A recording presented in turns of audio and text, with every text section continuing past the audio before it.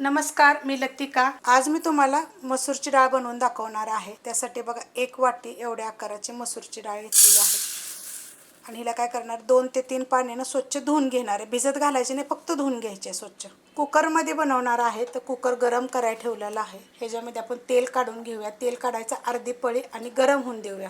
तेल गरम झालेलं आहे। छोटा 1 चमचा टाकायची मोहरी चांगली फुटून देऊया। मोहरी चांगली फुटलेली आहे। छोटा 1 चमचा टाकायचं जिरं, त्यात टाकणार आहे थोडासा कढीपत्ता, त्यात 1 तेजपत्त्याचे तुकडे करून घेतलेले आहेत, थोडीशी टाकायची हिंग, 1 मीडियम आकाराचा कांदा घेतलेला आहे। उभा कापून घेतला तरी चालेल आणि असा बारीक कापून घेतला तरी पण चालेल। कांदा आपण भाजून घेऊया। कांदा बघा हलकासा भाजलेला आहे। त्याच्यामध्ये आलं, लसूण आणि 1 पोपटी कलरची मिरचीचे 2 तुकडे करून जरी टाकले तरी पण चालेल आणि असे कुटून जरी टाकले तरी चालेल। अर्धा इंच आलं आहे, 6 पाकळ्या लसणाच्या आणि 1 पोपटी कलरची मिरची असं आहे। हे पण परतून घेते। मस्त असं परतून घेतलेलं आहे। ह्याच्यामध्ये 1 टोमॅटो टाकणार आहे, मीडियम आकाराचे, चॉपरला मी बारीक केलेला आहे। आता हे पण आपण ह्याच्यामध्ये 1 मिनिटभर परतून घेऊया। मस्त असं परतून घेतलेलं आहे। गॅस करणार आहे तर बारीक। ह्याच्यामध्ये टाकणार आहे थोडीशी हळद। आता ह्याच्यामध्ये तुम्ही खडा गरम मसाला पण टाकू शकता बरं का। फोडणीमध्ये जेव्हा आपण जिरे बिरे टाकले होते ना, जिरे मोहरी तवा, दालचिनी टाकायची, अर्धा स्टार फूल टाकायचं, 1 मसाला विलायची, 1 साधी विलायची, लवंगा 2 असं टाकून ते करू शकता तुम्ही, ते पण छान लागेल। हळद टाकल्यानंतर पण मी थोडंसं परतून घेतलेलं आहे। छोटा अर्धा चमचा जिरे धने पावडर आहे, छोटा 1 चमचा गरम मसाला पावडर। गरम मसाला पावडर टाकण्यापेक्षा जर तुम्ही अख्खा खडा मसाला टाकला तरी चालेल। कमेंट जर केली तर मी सांगेन मग एवढ्या एका वाटीसाठी किती टाकला पाहिजे। कांदा लसूण मसाला तुमच्या तिखटाप्रमाणे कोणता वापरता तो टाकला तरी चालेल।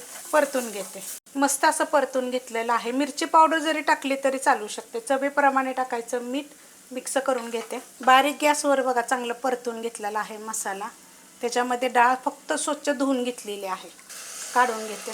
डाळ मी काढून घेतलेली आहे, आता मिक्स करून घेते। तर ह्या डाळीमध्ये ना 2 चमचे तुम्ही तुरीची डाळ पण टाकू शकता, पण तुरीची डाळ काय शिजायला जरा वेळ लागतो, तर पाण्यामध्ये 10 ते 15 मिनिटं भिजत घालायची। ह्या चमच्याच्या मापाने 2 चमचे तुरीची डाळ टाकू शकता, 1 चमचा मुगाची डाळ टाकू शकता। मुगाची डाळ भिजत घालायची गरज नाही, पण तुरीची डाळ जर टाकणार असेल ना तर तुम्ही तिला भिजत घाला 15 ते 20 मिनिटं, म्हणजे ह्या डाळीबरोबर चांगली शिजली जाईल। गॅस बारीकच होता पूर्ण आपलं फोडणीमध्ये साहित्य टाकस्तवर।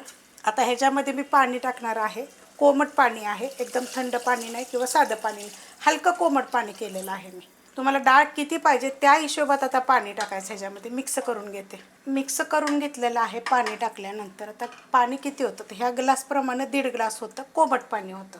त्याच्यामध्ये थोडीशी एकदम मी कोथिंबीर टाकणार आहे आणि ह्याला पहिला आपण उकळून देऊया। मस्त असं उकळलेलं आहे। गॅस एकदम करायचा बारीक, अशा पद्धतीत आहे। आता ह्याला काय करायचं माहिती आहे का, उकळून घेतलेलं आहे, गॅस एकदम बारीक करून झाकण लावायचं। आणि आता ह्याच्या काय करणार माहिती आहे का, बारीक गॅसवर मी ह्याच्या 2च फक्त शिट्ट्या करणार आहे, जास्त करणार नाही। पूर्ण थंड झाल्यावर खोलणार। कुकरच्या शिट्ट्या झालेल्या आहेत, फक्त 2 शिट्ट्या केलेल्या आहेत आणि थंड होऊन दिलेला आहे। इतका पण थंड नाही आहे बघा, खोललेला आहे। पूर्ण थंड होऊन द्यायचं आणि मगच उघडायचं। मी थोडं गरम असतानाच उघडणार आहे। डाळ बघा किती छान झालेली आहे, तुम्हाला मी दाखवते। 2 शिट्ट्यात फक्त, मस्त अशी बघा, जास्त गाळ झालेला नाही आहे, पण डाळ पूर्ण शिजलेली आहे। हे बघा, आणि ही डाळ ना खूप चविष्ट लागते। तुम्ही एकदा अशा पद्धतीत करून बघा। गरम मसाला पण सांगते मी तुम्हाला कोणता टाकायचा ते।